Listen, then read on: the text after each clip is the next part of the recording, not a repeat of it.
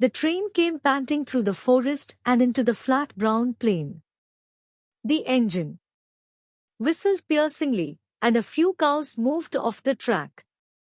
In a swaying third-class compartment, two men played cards, a woman held a baby to an exposed breast, a sick laborer, wearing brief pants, lay asleep on an upper bunk, snoring fitfully, an elderly unshaven man chewed the last of his pan and spat the red juice out of the window. A small boy, mischief in his eyes, jingled a bag of coins in front of an anxious farmer. Daya Ram, the farmer, was going home to his rice fields, his buffalo and his wife. A brother had died recently, and Daya Ram had taken the ashes to Hardwar to immerse them in the holy waters of the Ganga, and now he was on the train to Dehra. And soon he would be home. He was looking anxious because he had just remembered his wife's admonition about being careful with money. 10 rupees was what he had left with him, and it was all in the bag the boy held. "Let me have it now," said Daya Ram, "before the money falls out." He made a grab at the little bag that contained his coins, notes and railway ticket, but the boy shrieked with delight and leapt out of the way. Daya Ram stroked his moustache. It was a long drooping moustache that lent a certain sadness to his somewhat kind and foolish face.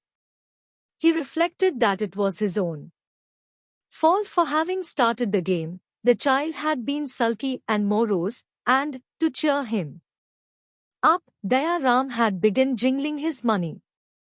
Now the boy was jingling the money, right in front of the open window. "Come now, give it back," pleaded Daya Ram, "or I shall tell your mother." The boy's mother had her back to them, and it was a large back, almost as forbidding as her front.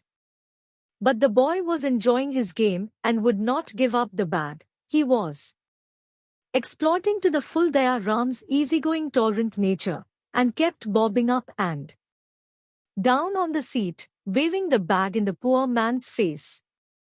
Suddenly the boy's mother, who had been engrossed in conversation with another woman, turned and saw what was happening. She walloped the boy over the head, and the suddenness of the blow, it was more of a thump than a slap, made him fall back against the window, and the cloth bag fell from his hand onto the railway embankment outside. Now Daya Ram's first impulse was to leap out of the moving train. But when someone shouted, "Pull the alarm cord," he decided on this course of action. He plunged for the alarm cord, but just at that moment someone else shouted, "Don't pull the cord," and Daya Ram, who usually listened to others, stood in suspended animation, waiting for further directions. "Too many people are stopping trains every day all over India," said one of the card players, who wore large thick-rimmed spectacles over a pair of tiny humorless eyes, and was obviously a post office counter clerk. "You people are becoming a menace to the railways." "Exactly," said the other card player. "You stop the train on the most trifling excuses. What is your trouble?" "My money has fallen out," said Daya Ram. "Why didn't you say so?" exclaimed the clerk, jumping up. "Stop the train." "Sit down," said his companion, "it's too late now. The train cannot wait here until he walks half a mile back down the line." "How much did you lose?" he asked Daya Ram. 10 rupees. "And you have no more?" Daya Ram shook his head. "Then you had better leave the train at the next station and go back for it." The next station, Harawala, was about 10 miles from the spot where the money had fallen. Daya Ram got down from the train and started back along the railway track.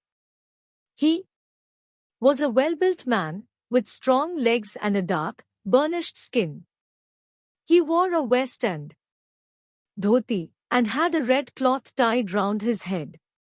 He walked with long, easy steps, but the ground had been scorched by the burning sun, and it was not long before his feet were smarting. His eyes too were unaccustomed to the glare of the plains, and he held a hand up over them, or looked at the ground.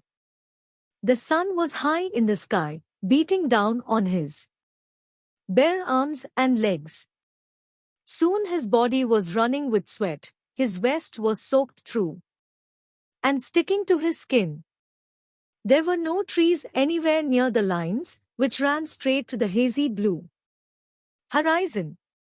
There were fields in the distance, and cows grazed on short grass, but there were no humans in sight. After an hour's walk, Dayaram felt thirsty. His tongue was furred, his gums dry, his lips like parchment. When he saw a buffalo wallowing in a muddy pool, he hurried to the spot and drank thirstily of the stagnant water. Still, his pace did not slacken. He knew of only one way to walk, and that was at his steady long pace. At the end of another hour he felt sure he had passed the place where the bag had fallen. He had been inspecting the embankment very closely, and now he felt discouraged and dispirited. But still he walked on.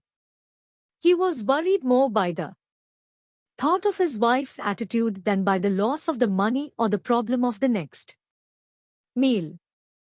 Rather than turn back, he continued walking until he reached the next station. He kept following the lines, and after half an hour dragged his aching feet onto Raiwala platform. To his surprise and joy, he saw a note in Hindi on the notice board: anyone having lost a bag containing some notes and coins may enquire at the station master's office. Some honest man or woman or child had found the bag and handed it in. There, Ram felt that his faith in the goodness of human nature had been justified. He rushed into the office and, pushing aside an indignant clerk, exclaimed, "You have found my money." "What money?" snapped the harassed-looking official. "And don't just charge in here, shouting at the top of your voice. This is not a hotel." "The money I lost on the train," said Dayaram. 10 rupees. "In notes or in coins?" asked the station master, who was not slow in assessing a situation. 6 1-rupee notes, said Dayaram. "The rest in coins." "Hum. And what was the purse like?" "White cloth," said Dayaram. "Dirty white cloth," he added for clarification. The official put his hand in a drawer, took out the bag and flung it across the desk.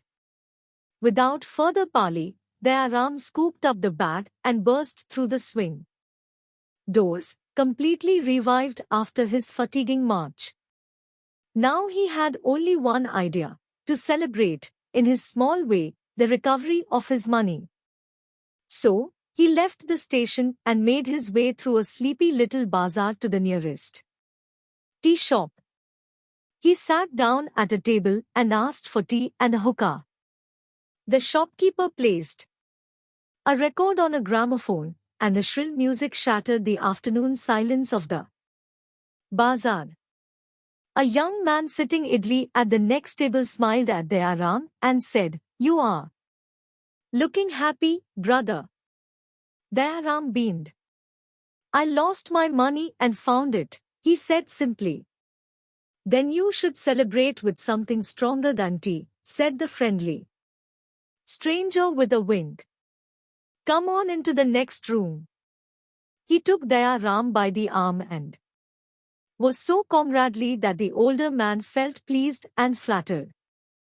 They went behind a screen, and then the shopkeeper brought them to glasses and a bottle of country-made Ram. Before long, Daya Ram had told his companion the story of his life. He had also paid for the rum and was prepared to pay for more.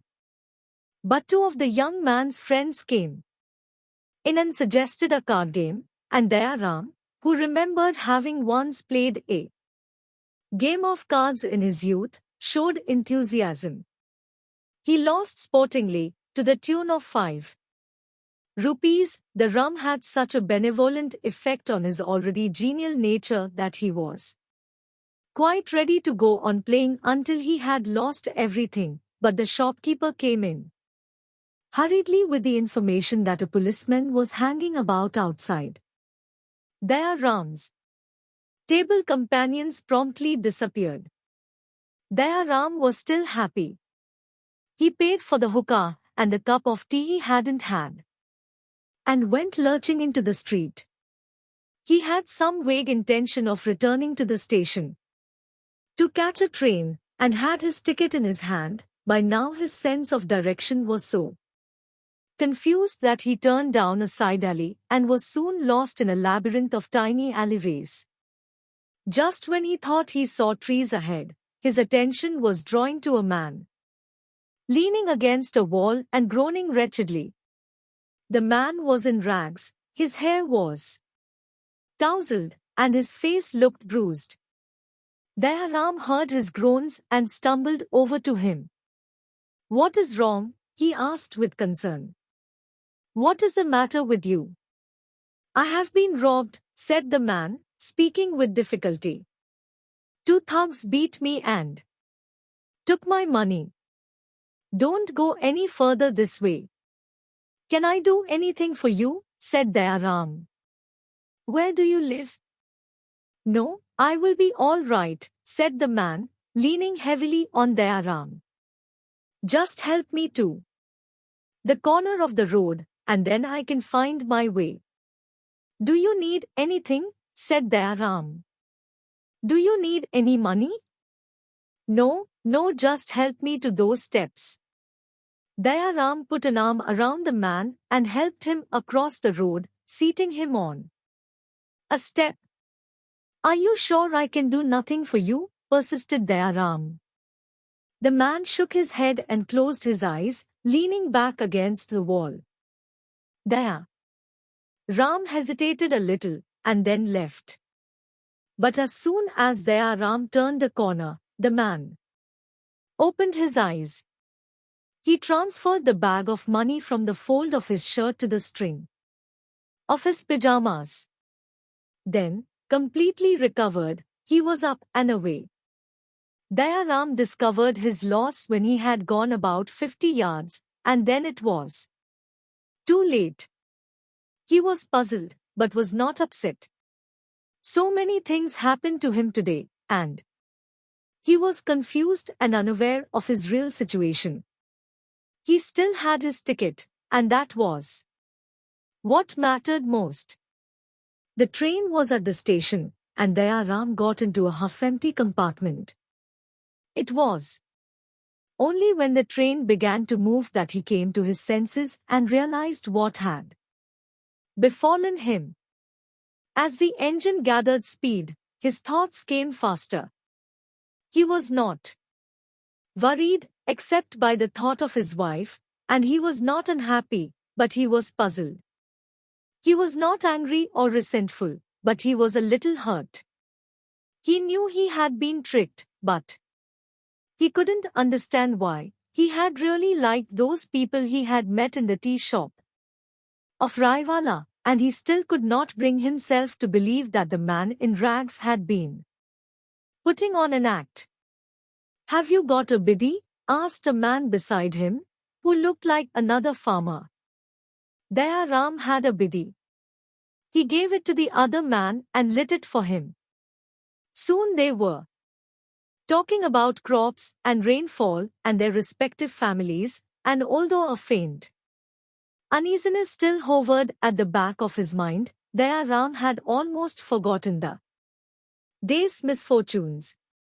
He had his ticket to Dehra, and from there he had to walk only 3 miles, And then he would be home, and there would be hot milk and cooked vegetables waiting for him. He and another farmer chattered away as the train went panting across the wide brown plain.